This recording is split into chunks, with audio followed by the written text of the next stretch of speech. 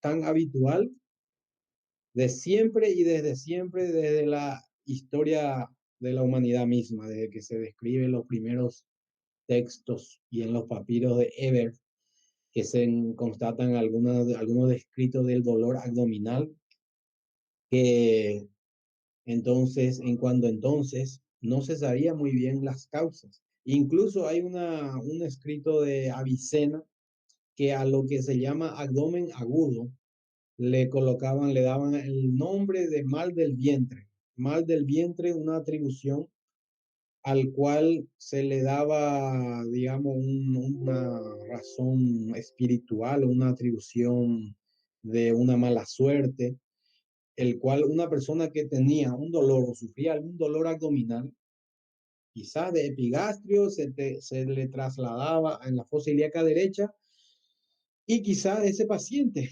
no tenía mucha solución y fallecía al tercer día, que hoy por hoy nosotros podemos saberlo con claridad y perfección, el manejo, el tiempo, la evolución, sus complicaciones y anticiparnos a ello, que es lo ideal, es prevenir la complicación y tratar a un paciente que lo más probable es que aquel mal del vientre que se le llamaba cuando entonces se refería a lo que era la apendicitis aguda, que es tan frecuente y tan común y tan antigua, ¿verdad?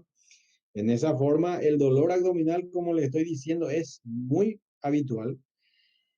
Es decir, dolor abdominal o síndrome doloroso abdominal, que lo mencionan algunos en controversia, como se expresa como síntomas y signos, igual que fiebre, ¿no? Tan común y tan repetida la causa febril, que muchas veces también como igual que la fiebre, los dolores abdominales no llega a concluirse en una causa, en una etiología demostrada y termina disipándose, evolucionando el cuadro hacia un cuadro de dos características que nosotros vamos a revisar aquí, lo que se refiere a abdomen agudo. Hay un grupo de patologías que obedecen a causas médicas de etiologías benignas, banales y de origen no específico, entonces se disipa, evoluciona el paciente, se disipa. Y hay otro grupo que sí o sí necesita un tratamiento específico, un diagnóstico específico, temprano, precoz y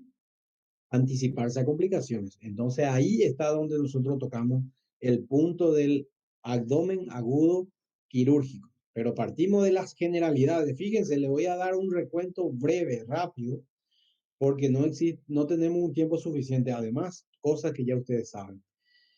Solamente darle las aristas, ¿verdad? Los tips importantes para entender o para encaminar a un paciente que trae un dolor abdominal o un abdomen agudo. ¿Qué es lo que se necesita saber ante un paciente que trae un dolor abdominal agudo? ¿Qué es lo que dice ahí? Es saber siempre, importante saber del orden, en la anatomía, la fisiología, el compartimiento abdominal, las cavidades, los órganos que comprenden esa cavidad abdominal que es en cuestión, que es un área muy extensa. Por tal motivo, nosotros nos orientamos, nos organizamos. El todo está en la organización y para mejor organización existen las clasificaciones que vamos a revisar y lo vamos a colocar bien claro aquí, ¿no? Es importante entonces conocer la anatomía. La anatomía en el abdomen, nosotros como médico podemos decir que es el mapa que nos ayuda a orientarnos, a encaminarnos en todas las patologías que se puede encontrar ahí, de todas las vísceras que se localizan en el abdomen.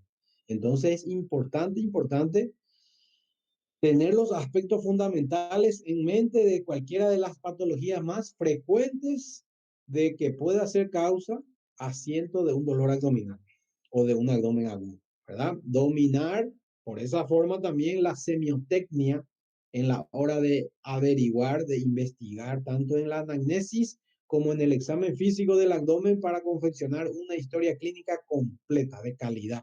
Eso nos orienta y nos organiza el camino hacia donde podría ser el diagnóstico de ese paciente que trae un abdomen agudo, ¿no? Esos son pilares fundamentales. Por eso empezamos por aquí, principios básicos. Realizar el diagnóstico. Una vez en ese orden de reparos, realizar el diagnóstico lo más precoz posible de una patología.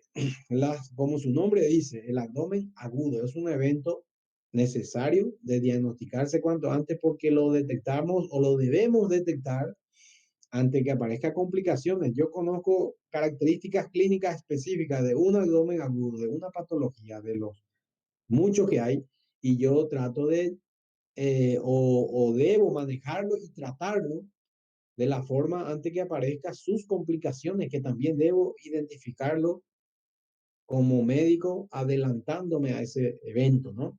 El médico tiene que ser capaz de avisorar, de tener luz larga, de prestar atención a posibles complicaciones antes de que aparezcan.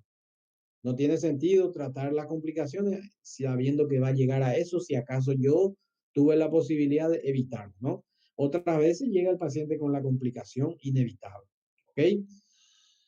Otro motivo de error, y por eso empezamos aquí hablando de esto, muchas veces el médico que atiende un abdomen agudo, el dolor abdominal, le alivian el dolor, le dan analgésicos, le alivian la fiebre, las náuseas, los vómitos, le damos analgésico, antipirético, antiemético, y ese paciente apaga síntomas de alarmas y no tenemos el diagnóstico. No se puede hacer eso, gente, no se debe crear un mal hábito de apagar síntomas de alarma de un grupo de afecciones, de señales que puede deberse a un diagnóstico antes de tener el diagnóstico.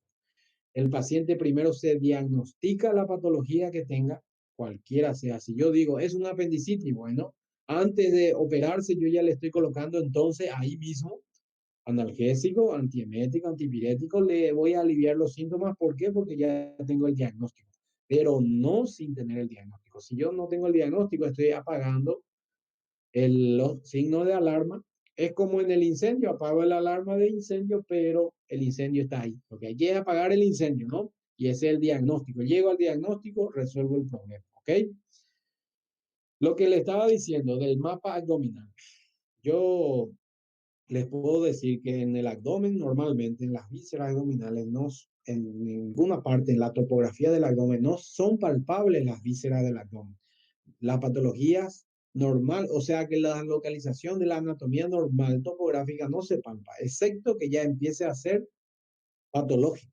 Y entonces nosotros, por el conocimiento de la anatomía que le acabo de mencionar, nos orientamos encima de la proyección del abdomen en qué parte podría estar en relación con qué víscera y con qué región anatómica estaría en relación el cuadro clínico, síntomas de dolor o signos o exploraciones que yo vaya a realizar al paciente.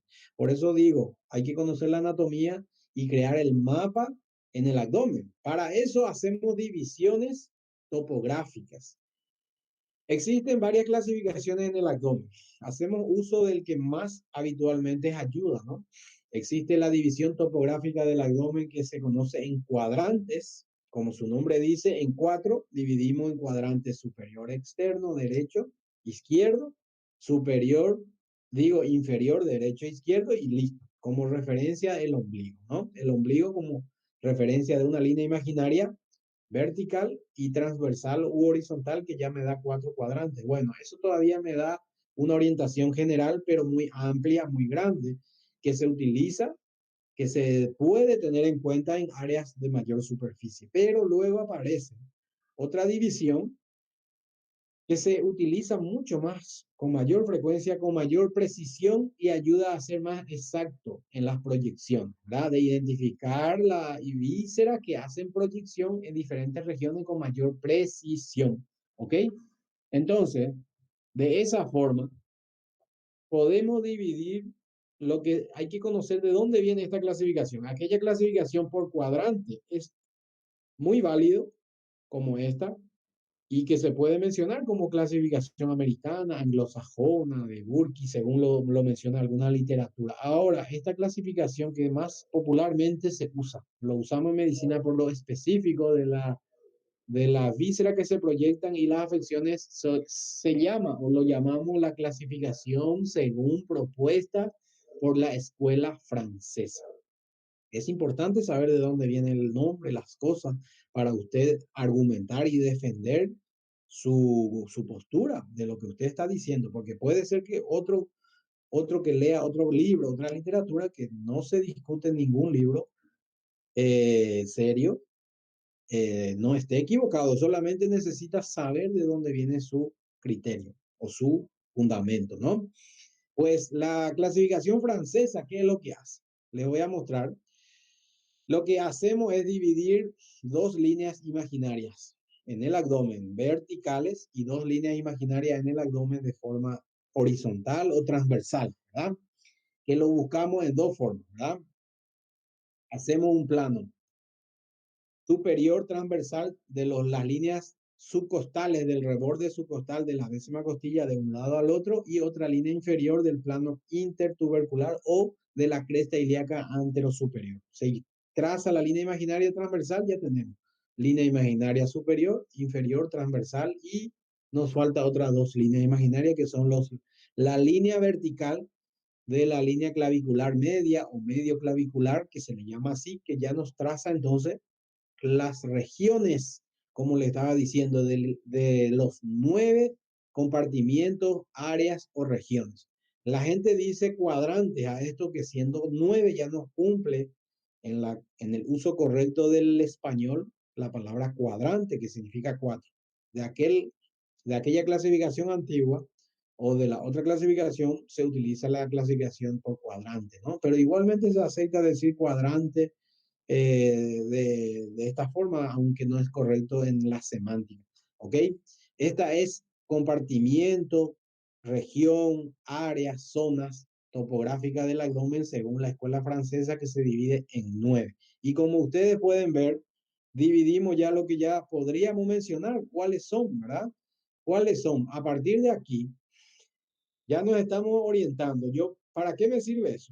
Yo si el paciente, mi paciente que viene junto a mí me señala en el abdomen, me duele aquí, yo ya digo, esto es en el hipocondrio derecho. Ahí en el hipocondrio derecho hay una proyección visceral, parte del hígado hacia el lóbulo derecho. Un poco más en esa línea existe un punto doloroso de la vesícula biliar que se llama punto cístico y que podría estar en relación o no con la clínica que presenta en conjunto ese paciente, ¿no? Por eso esta división me orienta específicamente. Además, me orienta de una forma que yo pueda describir la información obtenida del paciente en un documento médico legal que es la historia clínica, porque toda la información obtenida de mi paciente yo tengo que conseguir hacerlo en un lenguaje escrito, técnico, médico, de forma científica, organizado, que se le llama de forma cronológica o la forma expresa que se describe como cronopatograma. Eso es lo que me va a ayudar la información general que yo vaya a obtener de ese paciente, ¿no? Entonces, siguiendo por ahí para no perder el orden, estos son las proyecciones de los 9 cuadrantes o 9 compartimientos, 9 regiones, 9 zonas, que es correctamente decir, 9 áreas son estos genes. Hipocondrio derecho, hipocondrio izquierdo, el flanco derecho, flanco izquierdo, la fosa ilíaca derecha, izquierda y en el centro desciende desde arriba para abajo el epigastrio, mesogastrio e hipogastrio. Eso es la proyección de los 9 compartimentos que tenemos que tener en cuenta. No podemos empezar a hablar de abdomen agudo sin todavía no estar bien claro en este punto, ¿verdad? Ahora ya le dije cuáles vísceras se proyectan aquí. Ya habíamos mencionado cuáles vísceras. Y puede haber diferentes vísceras desde los planos. Fíjense, el abdomen es tan grande, por eso es necesario dividirlo así. Y también el abdomen se divide en compartimientos, en áreas, en regiones superiores, inferiores y también en planos, en la línea coronal del abdomen. Esta es la línea frontal en el esquema de profundidad. Si vamos a hacerle una línea coronal al paciente, vamos a dividir en un plano más superficial y en un plano más profundo, que vamos a ver entonces la proyección también de algunas vísceras, desde superficial a profunda, y vamos a ver proyecciones en localización topográfica de vísceras superficiales y otras vísceras más profundas que quedan sobrepuestas en la exploración del abdomen. O sea que hasta ese aspecto hay que tener en cuenta. Existen órganos que en la mayor cantidad, la gran mayoría de las vísceras, los órganos del abdomen son intraperitoneales, ¿no? Pero existe otra gran cantidad de otro número, no gran cantidad, otro número de órganos que son retroperitoneales que también proyectan dolor en el abdomen, que hay que tenerlo en cuenta. Cuando yo palpo de la forma superficial o profunda el abdomen, cuáles son los elementos semiológicos que me puede aportar ciertas patologías a estos diferentes niveles, ¿no? Ejemplo común, fíjense, aquí el dolor que expresa en el hipocondrio derecho como ejemplo afecciones biliares, desde cólico biliar, colecistitis y luego problemas hepáticos y luego otras lesiones más raras en orden de frecuencia, ¿no? Igual que en fosa ilíaca derecha, si me dice que viene un paciente con dolor abdominal, con manifestación dolorosa de abdomen agudo, con dolor en fosa ilíaca derecha, yo lo primero que pienso es apendicitis. Y si es solo, si es del sexo masculino, con más razón. Ahora, si es del sexo femenino, puede ser ya con un diagnóstico diferencial de órganos ginecológicos relacionados al sexo, ¿no? Y entonces ya por ahí vamos variando un poco. Y así sucesivamente en cada área y región, patologías. Primero es la proyección visceral y luego las patologías que provocan dolor en diferentes áreas de estas regiones que estamos mencionando. ¿Ok? Eso es dos cosas diferentes. En lo normal, y ahora ya estamos mezclando el dolor de esas vísceras que proyectan características de dolor que vamos a encontrar, ¿verdad? Ahora volvemos a mirar así el abdomen en regiones de mi abdomen superior, o sea, la mitad del abdomen para arriba, en ese compartimiento. Acuérdense que el abdomen es la mitad del tronco de inferior, en donde comparte arriba hasta el tórax y abajo sigue el abdomen. En la región superior del abdomen hay un área que se llama toracoabdominal. Incluso hay vísceras que se protegen en parte con la parrilla costal, siendo área abdominal. Y hay exploraciones y hay órganos que debemos pensar cuando la patología es de mi abdomen superior y el dolor que proyecta aquí, que podría ser, o maniobras positivas en esa región, que podría relacionarse a estos órganos localizados en ese compartimiento superior del abdomen, ¿verdad? La misma forma, más abajo, las vísceras huecas que pueden caracterizarse más en el hemiabdomen inferior o puede ser si el estómago, a excepción del estómago duodeno que es superior, el resto son más bajas y luego se acompañan con otras vísceras más pélvica, que la región que se llama abdomino pélvica también cuenta, y las regiones ya más profundas que son retroperitoneales del abdomen también pueden ser asiento de una patología que da dolor abdominal agudo o llámese abdomen agudo. Miren, en el libro de texto básico, así mismo está en el Schwartz, por eso le coloqué aquí, una lista enorme de patologías, incluso de las más frecuentes, no todas, de las más frecuentes que pueden ser motivo de dolor abdominal agudo en ese paciente. Y les puedo decir que la mayoría, o hay un porcentaje entre 55% aproximadamente de los dolores abdominales agudos o el abdomen agudo tiende a ser de causa médica, de asiento médico. Entre eso se divide otra vez un grupo de patologías que el dolor del abdomen, por más que la causa es médico, porque el manejo es médico y el tratamiento es médico, el asiento es intraabdominal propiamente dicho. Y luego existe otros dolores que se proyectan en el abdomen, pero el origen ni siquiera es el abdomen. El origen del problema es extraabdominal, como neumonía de base, infarto agudo de miocardio con vista o cara diafragmática, lesiones nerviosas, crisis tabética de la tabez dorsal, que se llama así, extraabdominal, que se proyecta dolor hacia el abdomen. Existen otras causas de abdomen como gastroenteritis, dolor abdominal médico, gastroenteritis, litiasis renal, cólico nefrítico, muchas otras causas, hasta intoxicaciones, muchas enfermedades inflamatorias que son de origen médico, de manejo médico, de tratamiento médico. Entonces se le llama abdomen agudo médico. Luego aparece un 45-50%. Fíjense, un predominio ligero de las causas de abdomen médico. Aparece lo que nos interesa a nosotros aquí, es lo que nos interesa y le llamamos abdomen agudo quirúrgico. Cuando a mí me dice hay un abdomen agudo quirúrgico, yo ya tengo del gran síndrome del abdomen agudo, ya tengo dividido por lo menos la inclinación hacia un lado, que es por lo menos decir, es quirúrgico. Es quirúrgico, eso y me señala a mí que hay que llevarlo al quirófano a un paciente porque necesita un tratamiento quirúrgico, porque la causa es un problema quirúrgico que no va a mejorar de otra forma que no sea quirúrgico. Fíjense, y no podemos equivocarnos. En ese momento ya yo puedo haber salvado al paciente. No sé el diagnóstico, pero digo, es quirúrgico y hay que operarlo igual, ya con complicación o sin complicación. ¿Cuáles son las patologías que el paciente que trae un abdomen agudo quirúrgico hacen que sea quirúrgico más comúnmente?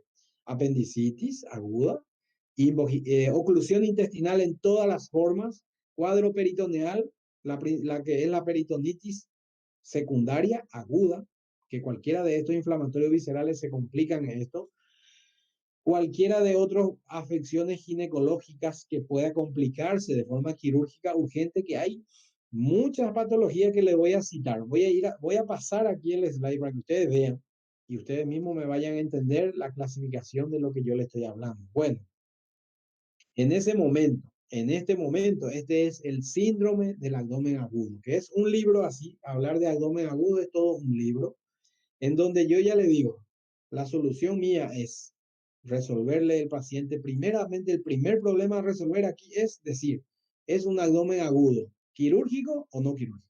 Incluso, lógicamente, hay que decir, ¿el abdomen agudo es realmente agudo o es un abdomen, eh, no es un abdomen agudo que puede ser un abdomen, un dolor abdominal crónico, un dolor abdominal recurrente o un dolor abdominal extraabdominal? Por eso es la palabra, ¿es o no es? Al final, abdomen agudo, ¿no? Bueno, es abdomen agudo.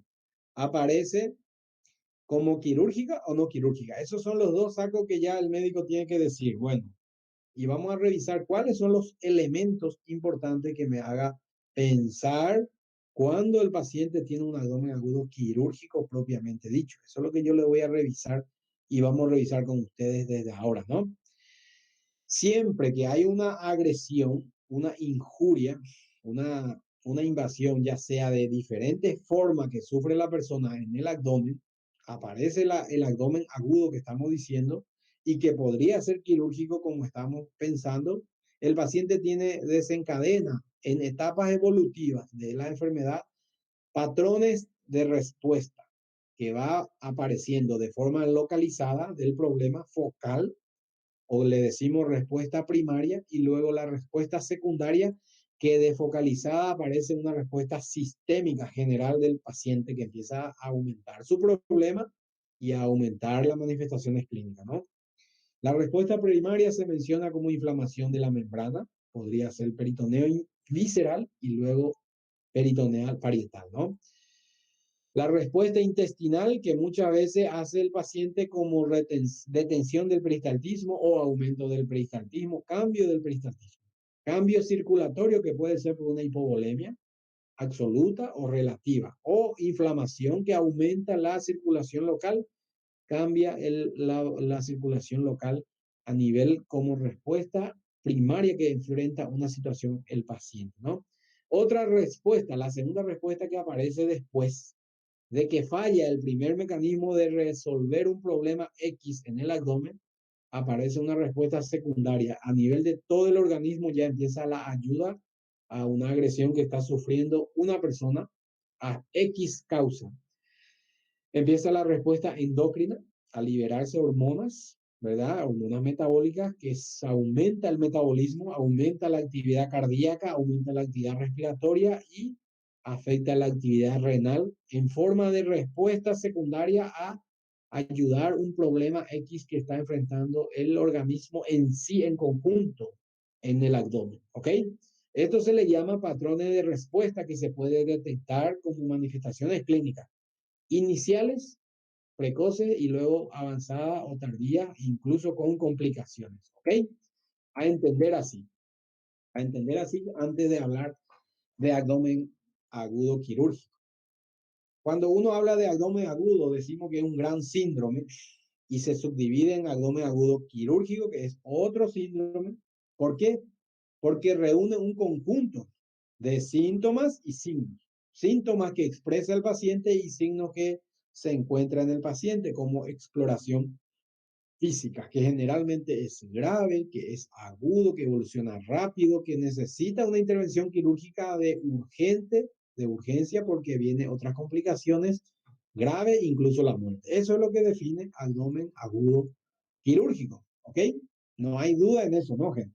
Bueno, así como la clasificación del abdomen, la que más se utiliza, también hay varias clasificaciones sindrómicas del abdomen agudo quirúrgico. Existe igualmente la clasificación americana, anglosajona, Burke, todos esos aspectos que tenemos que tener en cuenta en el abdomen, ¿ok?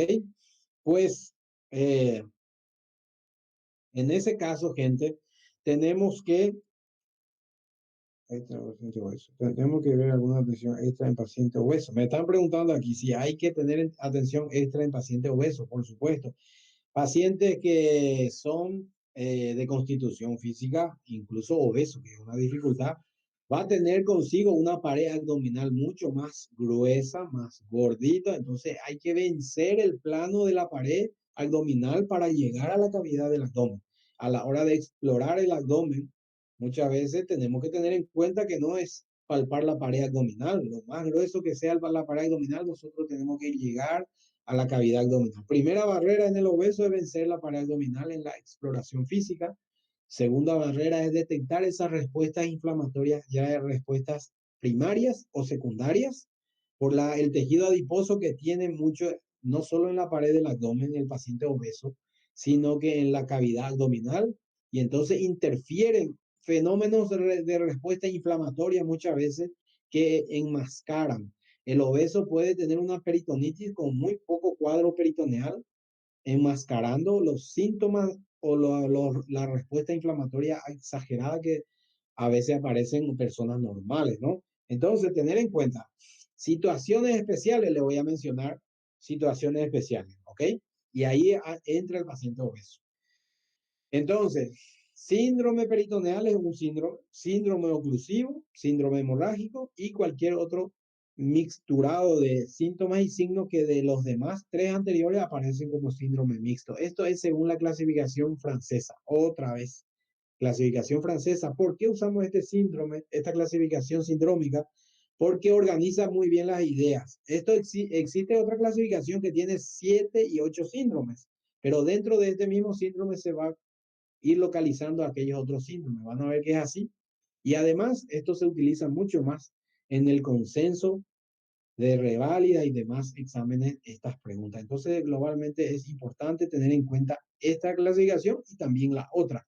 Lo importante es la otra clasificación que es americana de Burke o anglosajona, se llama así, y se divide en 7 síndromes, que lo va separando todos. Eso es la diferencia. Pero para no confundir, yo no le quiero mezclar ahora los dos, vamos a hablar solo de esto, ¿no?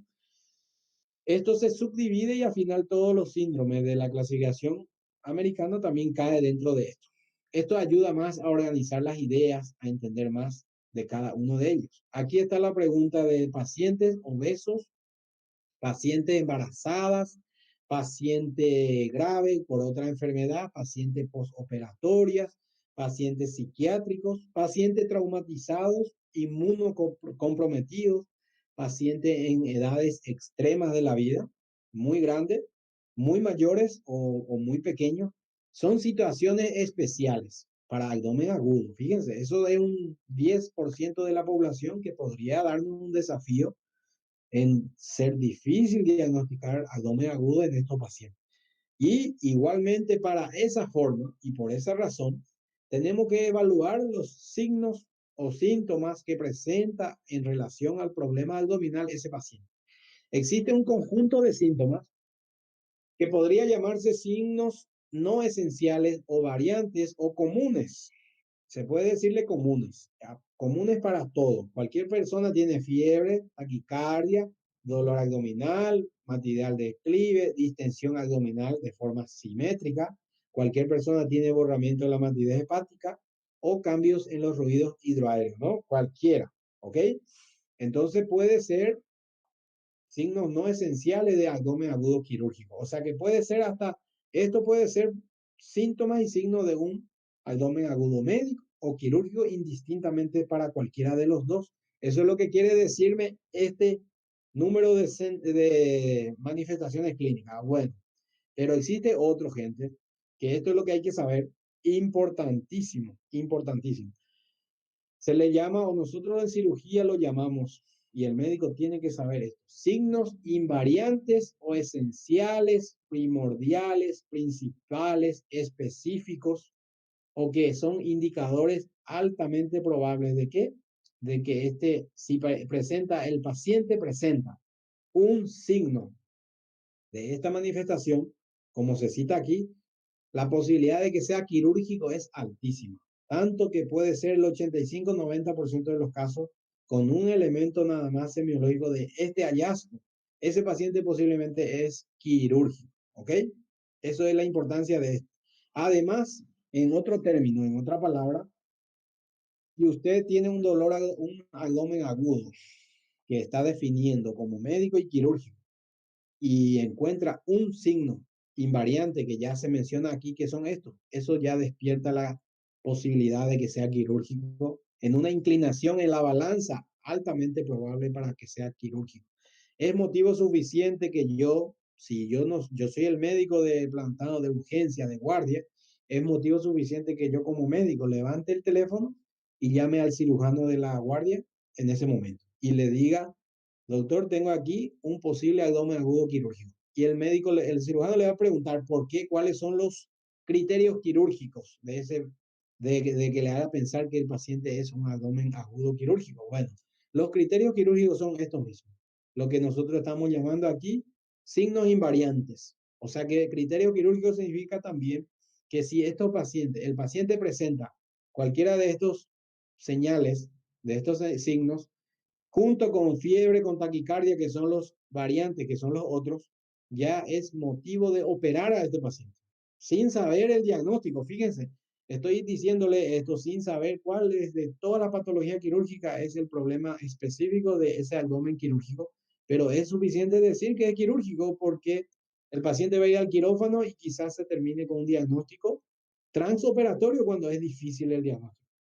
Lógicamente, idealmente sería bueno, y el cirujano mismo, si usted ya lo llama, va a decir el diagnóstico es una cosa, una apendicitis aguda, colecistitis aguda, pero yo ya salvé a mi paciente por detectar esto. Por eso es importante saberlo bien, porque hay muchos errores en el diagnóstico en el paciente por el motivo de que no se sabe organizar las cosas o pesquisar señales de gravedad en pacientes. La presencia de una reacción peritoneal significa que hay peritonismo, le voy a explicar cuál es. Abdomen inmóvil significa que el paciente no acompaña los movimientos respiratorios que normalmente se realizan, ¿verdad? Entonces es así.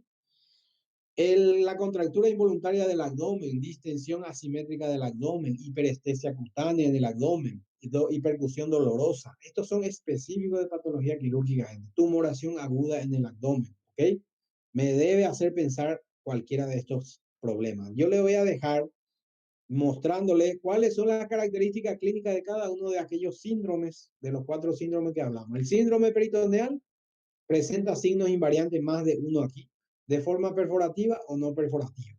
El síndrome peritoneal aparece como colecistitis, como apendicitis o pancreatitis como mixta, ¿no? En la colecistitis, que podemos diferenciarlo en cualquiera de sus formas y características clínicas que tenemos que tener en cuenta, igual que una forma de síndrome peritoneal perforativa. El principal ejemplo de ello es la úlcera perforada. Ahora, el síndrome oclusivo, la que nos interesa como obstrucción intestinal, es la que nosotros llamamos obstrucción o síndrome oclusivo de causa mecánica. La causa mecánica puede ser varias, que se divide problemas patológicos que está dentro de la luz, o sea, intraluminal, extraluminal y de la pared del abdomen. Su cuadro clínico es de distensión del abdomen, náuseas, vómitos, ruidos hidroaéreos abolidos, apagados o aumentados. Hay dos tipos de obstrucción intestinal, mecánica y paralítico, que al final ahí tenemos que volver a diferenciar iliomecánico, ilioparalítico. ¿Cuál es la que nos interesa? El iliomecánico, que tiene los ruidos hidroaéreos de lucha hiperperistáltico o aumentados, ¿no? Eso ya me da la diferencia clínica del mecánico o el ilioparalítico que cae en una clasificación a tener en cuenta. Cuando toquemos, revisemos en la literatura, oclusión intestinal mecánica es lo primero que hay que saber. Obstrucción intestinal de etiología mecánica o ilioparalítico. La que es quirúrgica es el mecánico, por eso hablamos aquí y ese paciente termina examinándose completo, con toque rectal, ¿ok? Y todas las características otra vez, otro síndrome hemorrágico que tiene características clínicas propias de qué? De shock, de manifestaciones de shock, ¿de cuál tipo de shock? Shock hipovolémico hemorrágico.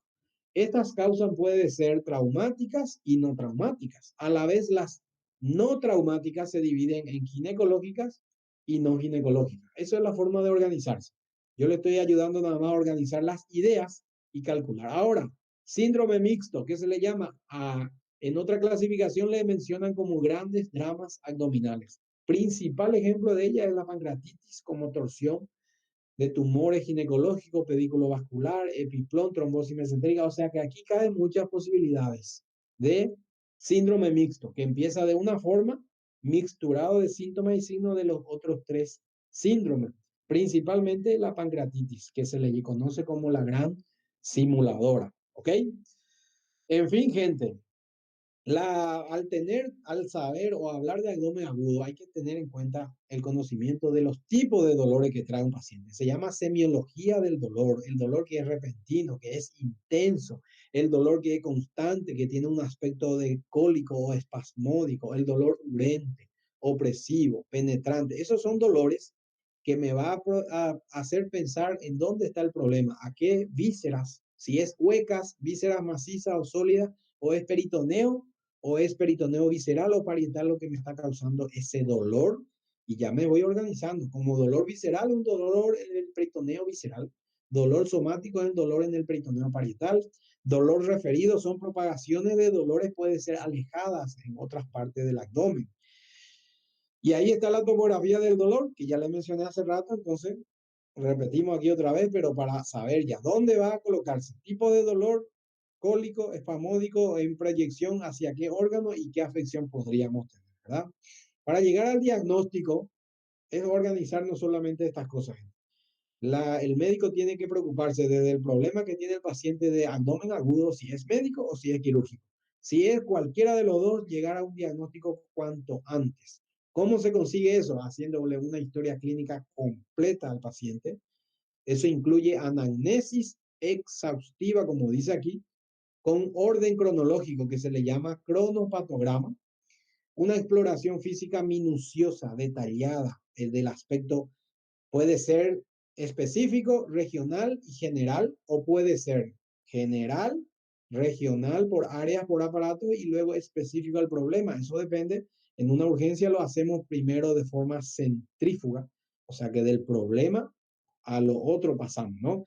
De forma específica en el abdomen, luego por áreas, por regiones o aparatos y luego de forma general en el paciente. Pero toda información es válida, toda información es válida y el orden del examen físico en el abdomen es válido y luego de último, gente, es hacer uso de los complementarios para el diagnóstico, como su nombre dice, complementario, auxiliar de diagnóstico. No empezar a mirar complementarios sin haber hablado con el paciente, sin haber conversado con el paciente, sin haber examinado a mi paciente.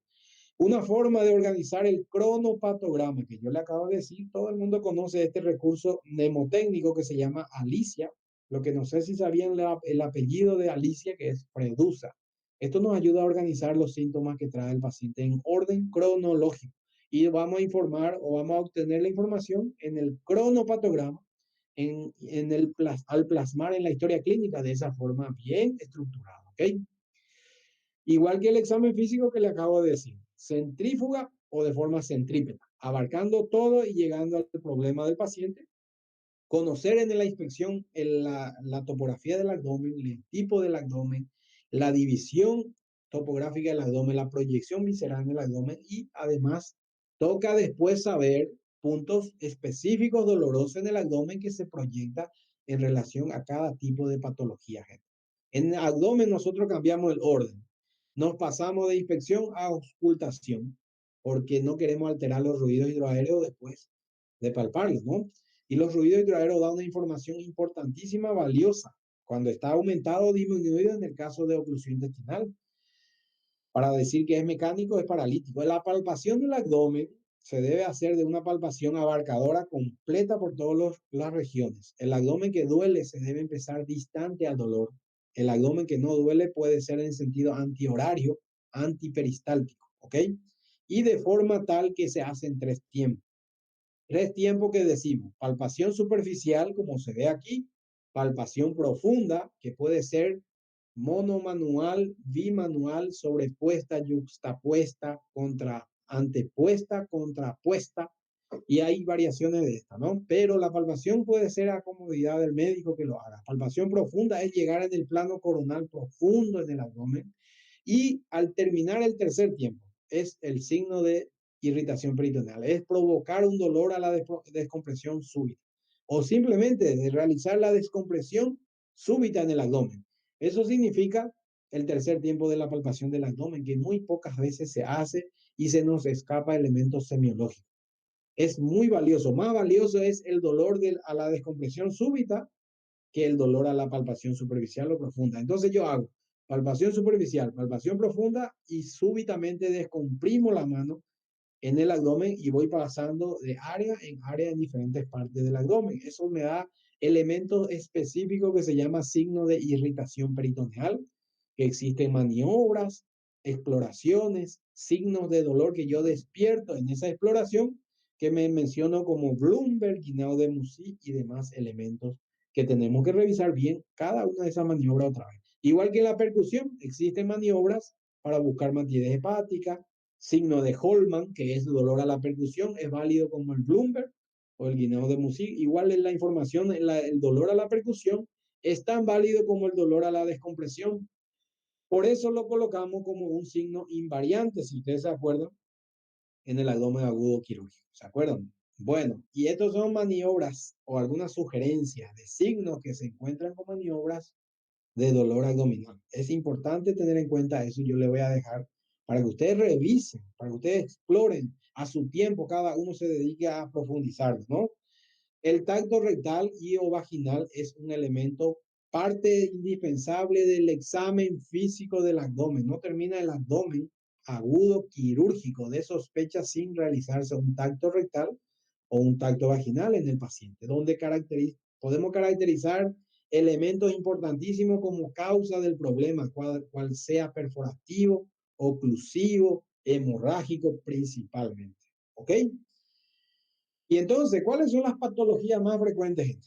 Patologías más frecuentes que yo desde que pienso o que me dicen un abdomen agudo posiblemente quirúrgico: invaginación intestinal como una forma oclusiva, apendicitis aguda como un cuadro inflamatorio visceral, edades más frecuentes en esos grupos, una úlcera perforada como una peritonitis, igual que una pancreatitis aguda, edades, sexo, relación más frecuente, embarazo ectópico complicado, grave, roto, o anexitis o afecciones ginecológicas en mujeres en edad reproductiva, colecistitis y colangitis en mujeres multíparas o adultos, que puede ser de dos causas y diferentes causas, ¿verdad? Entonces son las principales patologías. Yo voy pensando, me llaman, hay un abdomen agudo, ¿será quirúrgico? Bueno, si es quirúrgico, me dicen es quirúrgico, yo voy pensando, voy a descartar ya inmediatamente esta patología más frecuente que existe ahí, ¿verdad?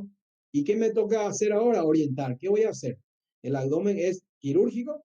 ¿Es agudo o no es agudo? Porque si no es agudo, es recurrente, es repetido. Puede ser de causa orgánica o funcional. Solo el agudo es o médico o quirúrgico, en la duda, ¿no? Si es verdadero o es reflejo también el dolor, cuando dijimos que era extraabdominal algunas causas. Ahora ya digo, es quirúrgico. El origen de los cuatro síndromes que ya nosotros dividimos. Entonces ahí debe estar. Debe estar el problema dentro del abdomen agudo quirúrgico, cualquiera de esos cuatro síndromes, que si puedo llegar a ser específico, bueno, es mejor. Tengo el diagnóstico sindrómico y patológico, que puede ser síndrome peritoneal, inflamatorio visceral, apendicitis aguda. Ese es así, gente. ¿Ok? Complementarios. Le vamos a hacer estudio complementario a nuestro paciente, lo indispensable, solamente lo que tenemos para nos ayude el diagnóstico sin perder tiempo al paciente. Y hay una lista enorme de complementarios que se puede hacer uso, pero en realidad tenemos que hacer uso consensuado, hacer un uso consensuado de esos complementarios, como su nombre lo dice. Puede ser laboratorial, hemoquímica, leucograma, puede ser imagenológico, tan sencillo como una radiografía, como podría haber un cuadro perforativo en una radiografía de tórax como signo de Popper, se llama así. Podría ser una ecografía abdominal que me informa afecciones biliares, hepáticas, líquido libre en la cavidad abdominal, como un cuadro perforativo, hemorrágico. Podría ser más complejo un estudio donde le indique una tomografía a un paciente para principalmente detectar pancreatitis, estadiar y clasificar la gravedad de la enfermedad por un criterio que se llama Baltasar. ¿Para qué todo eso? Para concluir el diagnóstico y dar un criterio de manejo.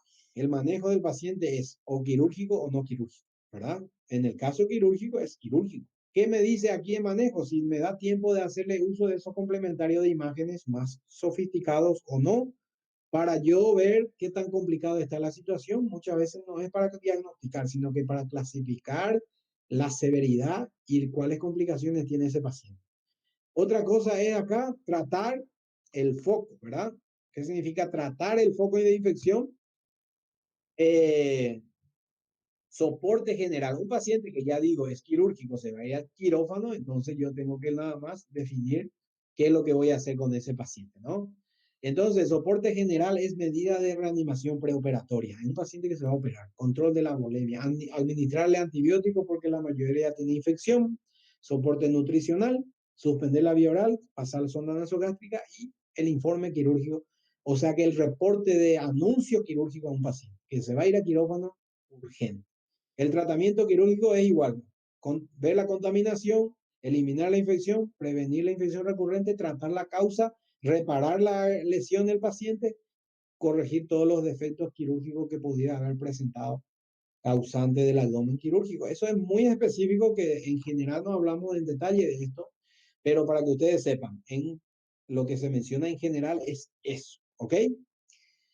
Y por último, gente, nada más terminando aquí, unas recomendaciones. Para evitar complicarse, para evitar tener errores diagnósticos, se recomienda, si el dolor de un paciente es de pocas horas, no apurarse en llegar a un diagnóstico, no concluir a dar estudios o menos analgésico a un paciente que no tenga diagnóstico. Si viene un periodo muy de inicio, sin signos de complicación, con cuadros sugestivos pero no concluyentes, el paciente de un periodo inicial del abdomen agudo, yo le puedo dejar en observación a evolucionar el cuadro doloroso para ver si al final aparece todos los elementos. ¿Cuáles elementos? Esos que yo le mencioné allá, que se llaman signos invariantes de abdomen agudo quirúrgico. Eso es lo que hay que pesquisar en el paciente. Luego, hacer las pruebas, las maniobras y exámenes auxiliares en forma lógico, coherente, consensuado, que sea útil, que ayude al paciente y no perder tiempo, ¿verdad? Si hay un síndrome hemorrágico de mayor gravedad, un peritoneal hemorrágico o perforativo, yo puedo hacerle uso de una punción abdominal que se llama punción abdominal o paracentesis o lavado peritoneal diagnóstica que se recomienda incluso en traumas, ¿ok? Importantísimo otra cosa, dice aquí, recordar experiencias previas, personales y ajenas, y errores personales y ajenas cometidas. Eso me ayuda a crecer, a no equivocarme, a no cometer los mismos errores, tanto lo que he cometido como profesional o como el colega o en la literatura. Nosotros cuando leemos libros son recolección de información de experiencias de acumulado de grandes masas de pacientes que se ha visto y se comportan así. O sea que por ahí está la literatura en donde hay que recurrir y todo el recaudado de información son basados en evidencias, evidencias médicas de muchos pacientes, ¿no? ¿Y cuáles son nuestra literatura de texto básico? Hay muchísimos. Todos los libros que se lea de medicina y de abdomen agudo y de cirugía es válido. Nuestro libro de texto de Micha, de cirugía de Saviston, de Schwartz, son libros muy buenos como ejemplo y todo esto que le coloco aquí. ¿Ok? Pues así es, gente. Yo concluyo con ustedes aquí para ver si hay algunas preguntas, dudas, si entendimos la clase. Me parece importante, importantísimo tratar de organizarse, de leer, de acumular información. Fíjense, Un consejo aquí. Esto es una dita ahí, como dice una dica, ¿no? Nuestro cerebro aprende de esta forma.